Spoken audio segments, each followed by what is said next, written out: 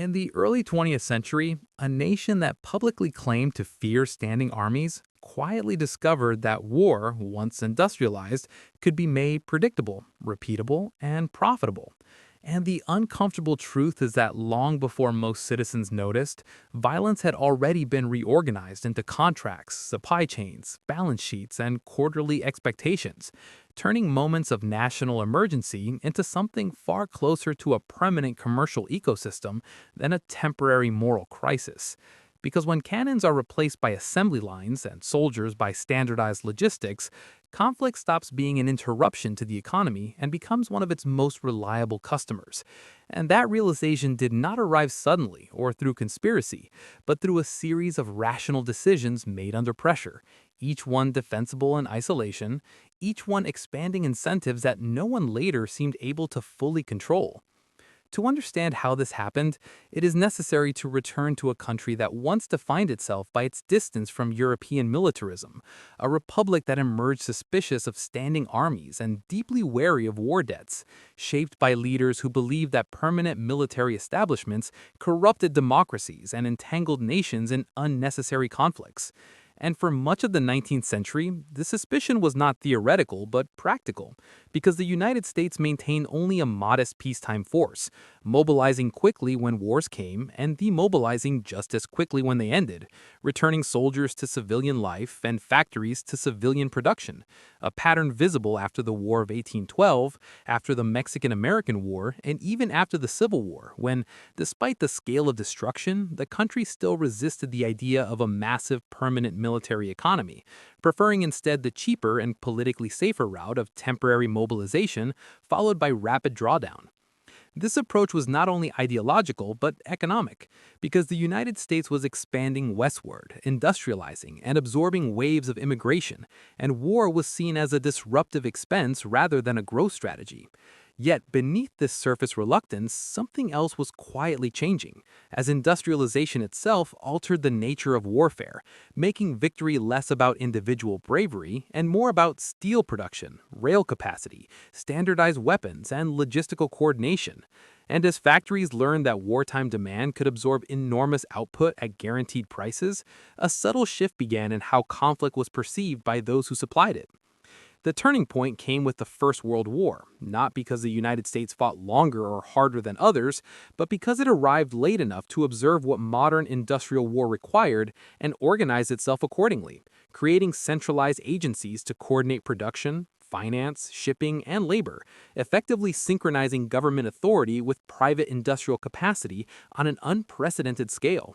And when American factories shifted from consumer goods to artillery shells, trucks, uniforms, and chemicals, they did so with government guarantees that reduced risk and increased scale, introducing a new relationship in which the state became not merely a regulator, but the largest and most reliable customer imaginable. The war ended, as wars do, but something crucial did not reverse. Because while soldiers returned home, many of the institutional lessons remained, and industrial leaders who had tasted the stability of government contracts did not forget them. Nor did policymakers forget how rapidly production could be expanded when profit incentives were aligned with national urgency. The interwar period is often remembered as a retreat into isolationism, but economically, it was a period of experimentation in how to maintain industrial readiness without overt war. And although budgets were cut, the idea that private industry could be rapidly converted to military production was now embedded in planning assumptions, even as the Great Depression further complicated the relationship between government spending and economic survival, making large-scale public expenditure not only acceptable but necessary.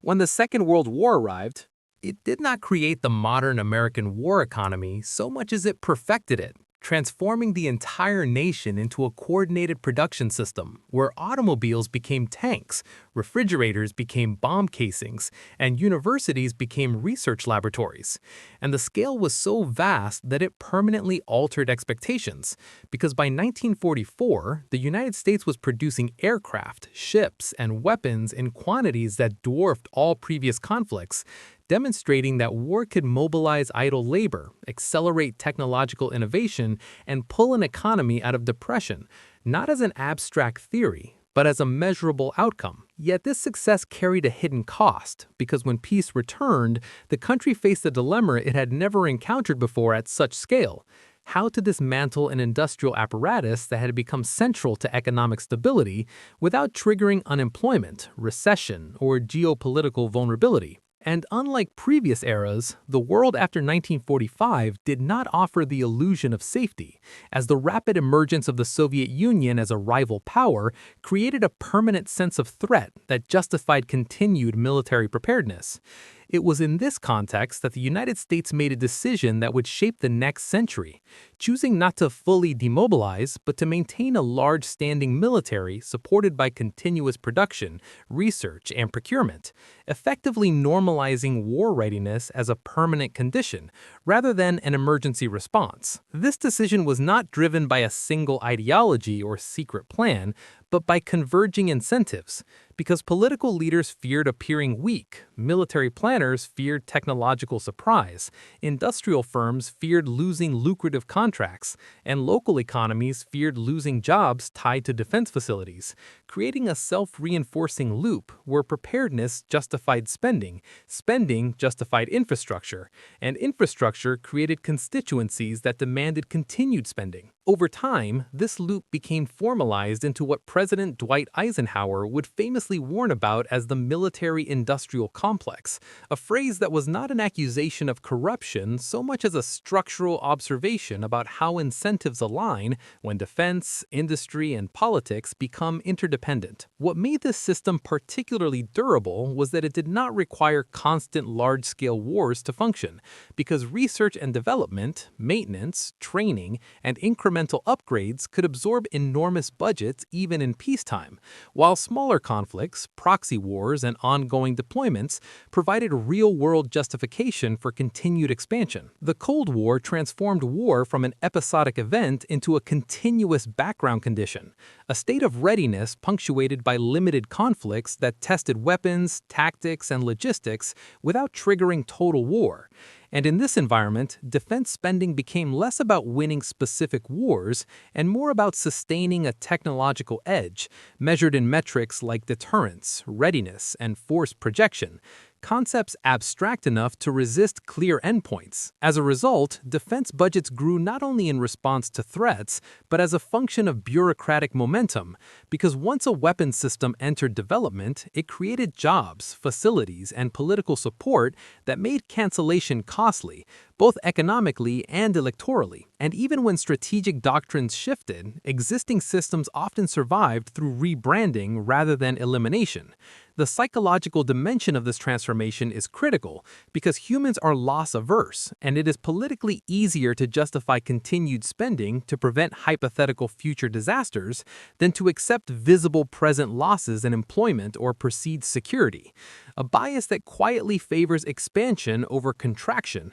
especially when costs are diffused across taxpayers while benefits are concentrated in specific regions and industries. Over decades, this dynamic turned war preparation into a stable business model, characterized by long-term contracts, predictable revenue streams, and continual innovation cycles, where the end of one program naturally justified the beginning of another, not necessarily because threats had increased, but because organizational survival depended on it. This does not mean that wars were invented purely for profit, a simplistic and inaccurate claim, but it does mean that once conflicts began, the economic machinery surrounding them tended to expand rather than contract, shaping how long wars lasted and how they were conducted, because disengagement threatened not only strategic goals, but economic ecosystems built around defense spending. The Cold War provided an early example of this pattern, a conflict that never formally ended, yet justified decades of military presence and expenditure, while the Vietnam War demonstrated how industrial-scale warfare could persist even amid public opposition. Sustained by contractual obligations and strategic doctrines that framed withdrawal as unacceptable risk. By the late 20th century, the United States had refined a system in which war could be geographically distant, technologically mediated, and politically managed in ways that reduced immediate domestic disruption while maintaining continuous production. And the end of the Cold War, rather than dismantling this system, merely forced it to adapt, as defense budgets declined briefly before rebounding through new justifications centered on regional instability, terrorism, and humanitarian intervention.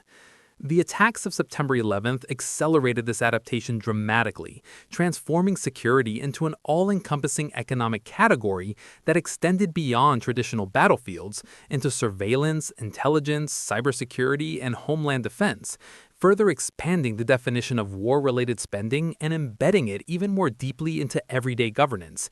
At this stage, war as a business model no longer depended solely on battlefield outcomes, but on risk management, where the mere possibility of threats justified ongoing investment. And because uncertainty itself became the product, there was no clear victory condition that would naturally reduce spending. The consequences of this model extend beyond budgets and contracts into the psychology of policymaking, where leaders operate within a framework that assumes perpetual competition and treats the escalation as vulnerability, reinforcing cycles of mistrust and escalation that are difficult to break even when material conditions change.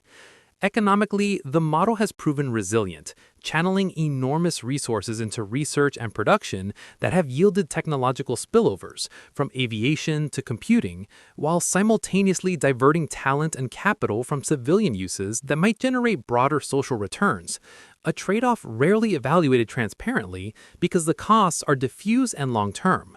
Socially, the normalization of permanent war readiness has altered how citizens perceive conflict, making it less a shared national sacrifice and more a distant abstraction managed by professionals. Contractors and algorithms, reducing democratic friction and allowing military engagement to persist without the mobilization that once forced political reckoning.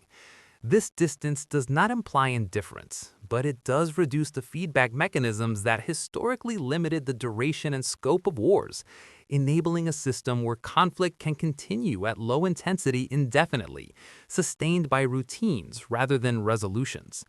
Over time, this arrangement reshapes institutional behavior as agencies plan budgets years in advance, companies invest in facilities that require continuous orders, and politicians defend local jobs tied to defense projects regardless of broader strategic necessity, creating a path dependence that makes reversal increasingly costly.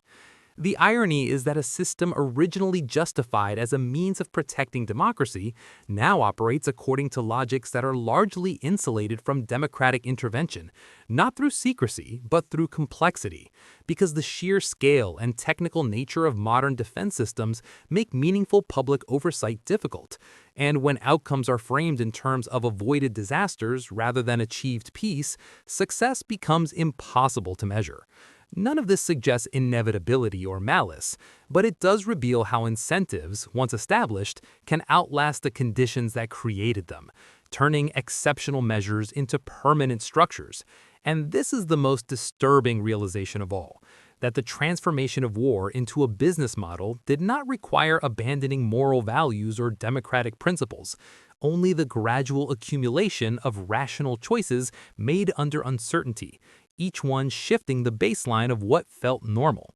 In the end, the story is not about a single country or a single era, but about how modern societies organize risk, reward, and responsibility, and how easily systems designed for survival can become systems that sustain themselves, quietly, efficiently, and indefinitely, until the absence of war feels more destabilizing than its continuation, leaving us to wonder whether peace in such a world has become not a goal, but an interruption.